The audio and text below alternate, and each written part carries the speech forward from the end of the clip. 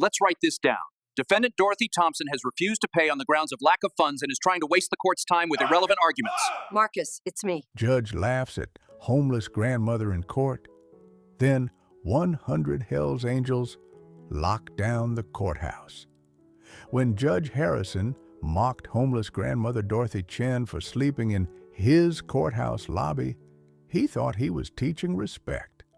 He had no idea her grandson Marcus led the Phoenix Hells Angels, and that 100 bikers were riding to lock down his courthouse.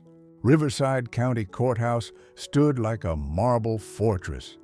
Cold fluorescent lights buzzed overhead, the smell of cleaning fluid mixed with human desperation. Here, dignity was measured by your lawyer's fees, not your character. Security guards watched homeless people like criminals. The building had forgotten it served the people who paid for it through decades of honest work. Dorothy Chen shuffled through metal detectors clutching plastic bags, everything she owned. At 74, her factory worker hands showed 40 years of honest labor.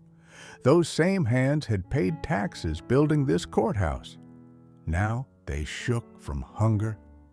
She'd been sleeping in the lobby 3 nights, not by choice.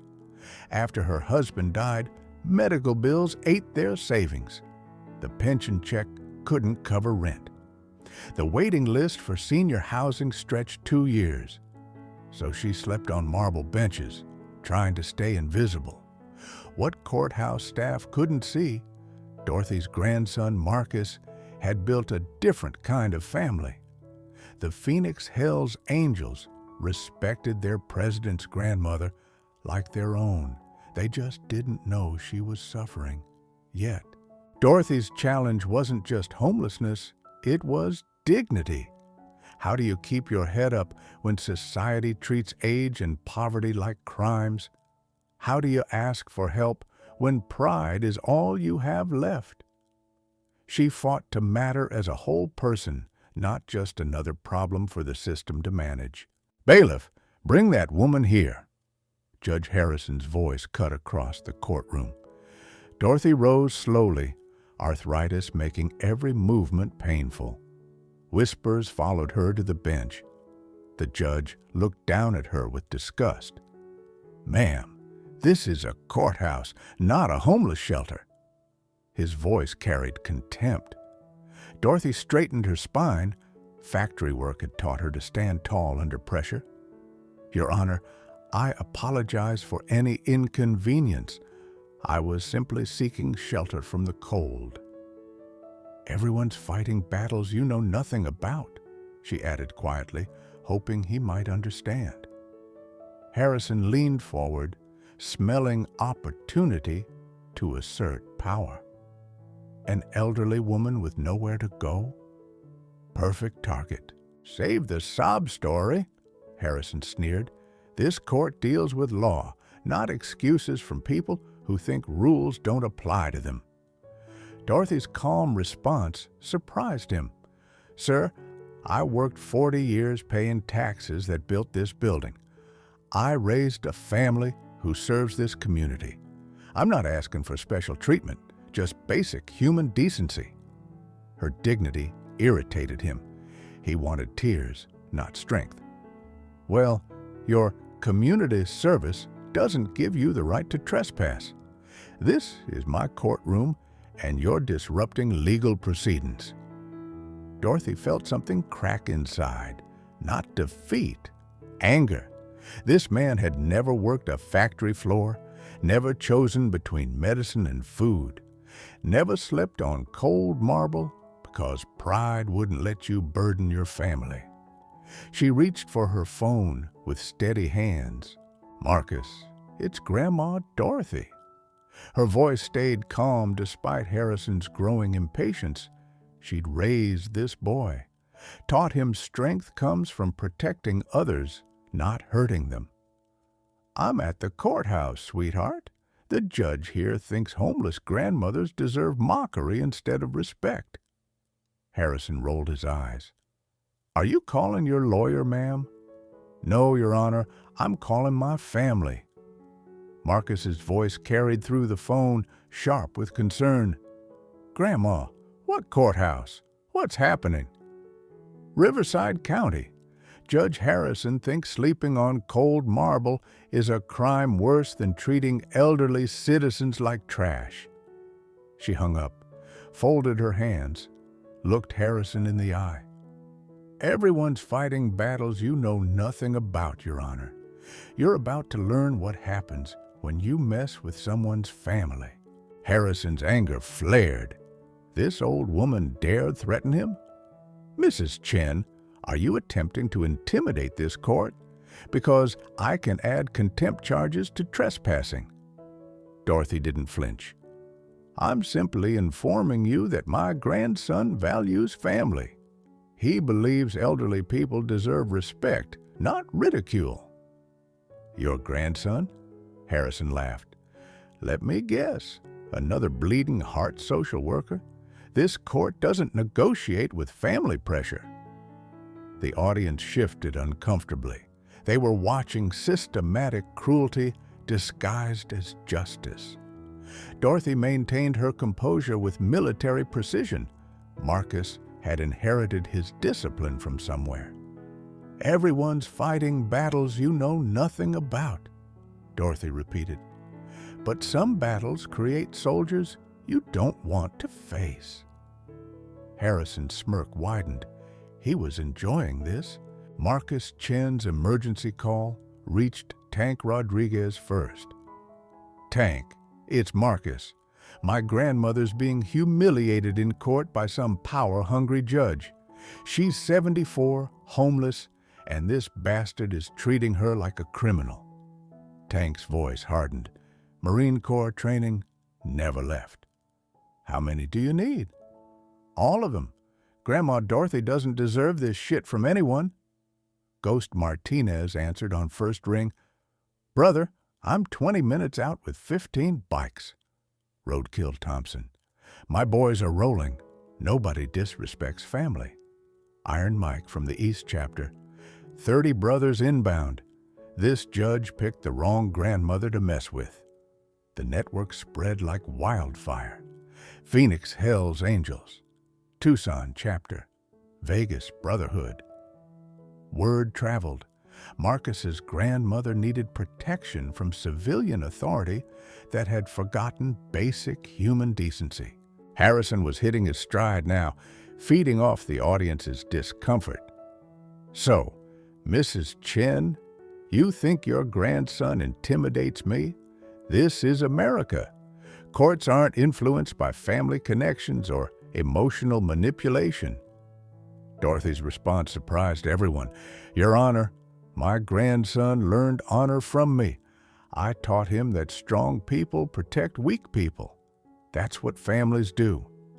Her voice carried 40 years of factory strength. I also taught him that bullies in positions of power are the weakest people of all. The courtroom fell silent. This wasn't the broken-down homeless woman Harrison expected to steamroll. Your Honor, I may not have a home, but I have something you apparently lack. Dignity and family who remembers what that means. Harrison's face flushed red. Mrs. Chen, you are in contempt of this court? But distant rumbling had started outside, like thunder, but rhythmic, growing louder. The sound grew unmistakable. Motorcycles, many motorcycles. Harrison paused, then continued with forced confidence. As I was saying, contempt charges, a bailiff whispered in his ear. Harrison's face went pale. What do you mean, surrounded? Dorothy smiled for the first time. Everyone's fighting battles you know nothing about, Your Honor. But my grandson fights battles you can't even imagine. Through the courthouse windows, leather and chrome became visible. Disciplined formation, military precision, 100 motorcycles creating a protective ring around the building where someone had dared mock their president's grandmother. Marcus Chen's voice came through the courthouse speakers. "Judge Harrison, this is Marcus Chen, president of the Phoenix Hells Angels. We're here to ensure my grandmother receives the respect that elderly citizens deserve. We're not leaving until this situation is resolved properly." Harrison realized his victim had just revealed she was protected by people whose loyalty made his authority look pathetic. Security alarms screamed.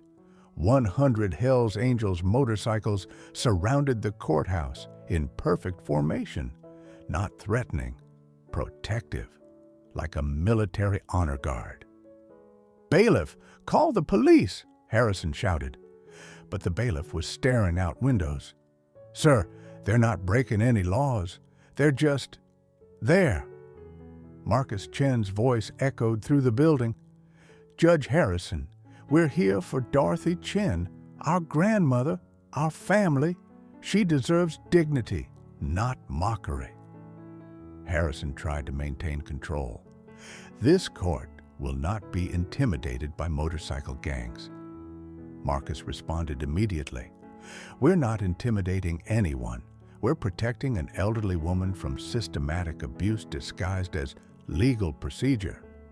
The difference was crucial. Protection, not intimidation. Courthouse staff looked nervous. This wasn't gang violence. This was family loyalty on a scale they'd never witnessed. Dorothy sat calmly, finally feeling safe for the first time in months. Police arrived to find an impossible situation. 100 bikers surrounding a courthouse, legally, standing quietly. No weapons, no threats, just presence. Captain Rodriguez approached Marcus. "Son, you need to move your people." Marcus removed his helmet, revealing a face that matched Dorothy's gentle strength. "Captain, my grandmother is being systematically humiliated by a judge who thinks elderly homelessness is entertainment. We're here to ensure she's treated with basic human respect." "She's your grandmother?" "Yes, sir. Raised me after my parents died, taught me everything about honor, family, and standing up for people who can't stand up for themselves." Inside, Harrison was losing control. "I want those bikers arrested for unlawful assembly." But Chief Justice Williams had arrived, drawn by media reports. He reviewed courthouse security footage, watching Harrison's systematic abuse of an elderly citizen. His face hardened. "Judge Harrison, explain why you're mocking a 74-year-old homeless woman instead of ensuring she receives appropriate social services." The breakthrough came when media interviewed Dorothy directly. "Ma'am, can you tell us what happened?" Dorothy spoke with quiet strength. "I worked 40 years, paid my taxes, raised my family. When I lost my home and needed shelter, I came here, a building my taxes helped build. Instead of compassion, I found cruelty." "Everyone's fighting battles you know nothing about," she continued, "but some battles teach you who your real family is." The cameras turned to the bikers outside. Tank Rodriguez stepped forward. "Dorothy Chen taught my president everything about honor. She fed neighborhood kids when their parents couldn't. She helped veterans find work after they came home. She's family to all of us." Harrison watched his career crumble on live television. The homeless woman he'd mocked had just been revealed as a community pillar, whose grandson commanded fierce loyalty from 100 combat veterans who understood honor better than he did. Chief Justice Williams studied the security footage. Harrison's cruelty was undeniable. "Judge Harrison, you are removed from this case immediately. Mrs. Chen, please accept this court's apology for treatment that violated every principle of judicial ethics." Dorothy stood with dignity intact. "Thank you, sir. I don't want revenge. just recognition that elderly people deserve respect.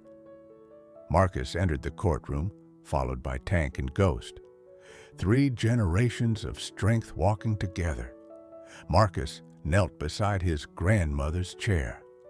"Grandma, why didn't you call me sooner?" Dorothy touched his face. "Everyone's fighting battles you know nothing about, sweetheart. I didn't want to burden you with mine." The courthouse lobby filled with bikers removing helmets, revealing faces marked by service, sacrifice, and loyalty. These weren't criminals. They were veterans, fathers, sons who understood that protecting elderly family members was sacred duty. Dorothy moved through them like a queen among her guard. Each man showed her respect that courtroom authority had failed to provide. Their patches told stories of military service that exceeded Harrison's civilian contributions. "Brothers," Dorothy said simply, "thank you for coming. But more importantly, thank you for teaching my grandson that strength means protecting people, not hurting them."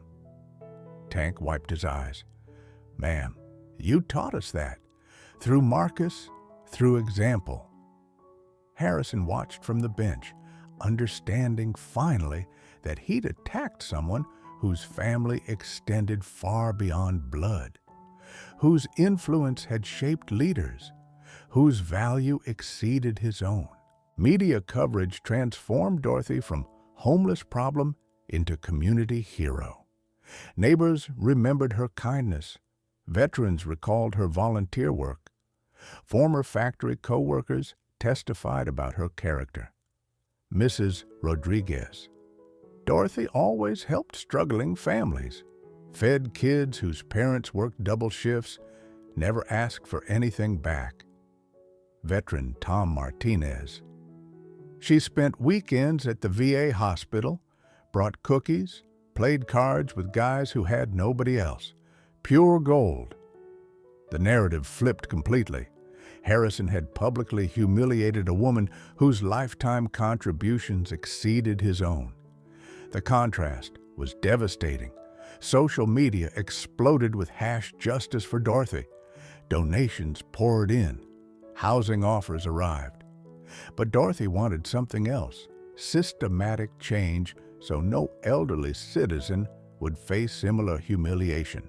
Chief Justice Williams announced comprehensive courthouse reforms, mandatory sensitivity training for all judges, social worker liaisons for vulnerable citizens, and emergency shelter protocols for people seeking basic refuge.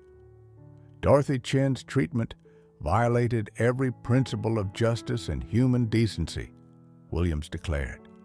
This court exists to protect citizens, not persecute them. Harrison faced ethics charges and certain removal.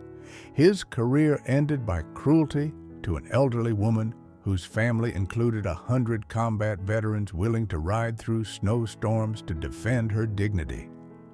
Dorothy became courthouse advocate, ensuring other vulnerable citizens received assistance instead of abuse. Her office displayed photos of her extended family, bikers, veterans, factory workers, and community members whose lives she'd touched. Marcus moved Dorothy into his house, wondering why he'd waited so long to invite her. The answer was simple. She'd never wanted to burden anyone with her battles. "Grandma, you're not a burden. You're family. You're home." Sunday dinners included the Phoenix Hells Angels Brotherhood. Dorothy cooked for 50 men who called her Grandma Dorothy and meant it. Her kitchen became headquarters for veteran services, elderly advocacy, and community support programs. "Everyone's fighting battles you know nothing about" became the chapter's official motto. But when family fights together, battles become victories. Harrison's replacement was a former public defender who understood that courtrooms should protect vulnerable citizens, not persecute them. Dorothy attended his swearing-in ceremony, surrounded by her chosen family who'd proven that love came in many forms, including leather and chrome. Dorothy's case inspired the Grandmother Network, motorcycle clubs partnering with senior centers to protect elderly citizens from institutional abuse. Marcus coordinated programs while Dorothy spoke at judicial conferences about dignity and family. "Everyone's fighting battles you know nothing about," Dorothy told audiences nationwide. But those battles become winnable when communities choose love over indifference, protection over persecution. The Riverside Courthouse became a model for treating vulnerable populations with dignity. Harrison's public humiliation served as cautionary tale about consequences of systematic cruelty toward citizens who deserved protection. 5 years later, Dorothy had become national advocate for elderly rights while maintaining her role as Phoenix Hells Angels grandmother. Her chosen family proved that bonds formed through love and respect transcended blood, age, and social boundaries. The courthouse lobby displayed her portrait with inscription, "Dignity has no expiration date." Judges learned that every citizen deserved respect, regardless of housing status. The building remembered it served the people, not the powerful. Sometimes the strongest protection comes from unexpected family, teaching us that everyone deserves champions who see their worth, honor their contributions, and stand with them when systems fail to protect those who built them. The strongest people are usually fighting battles you know nothing about.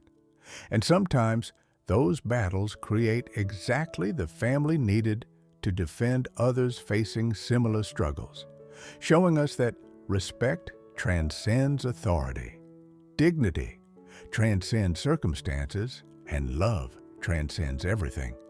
Society tries to use to divide us,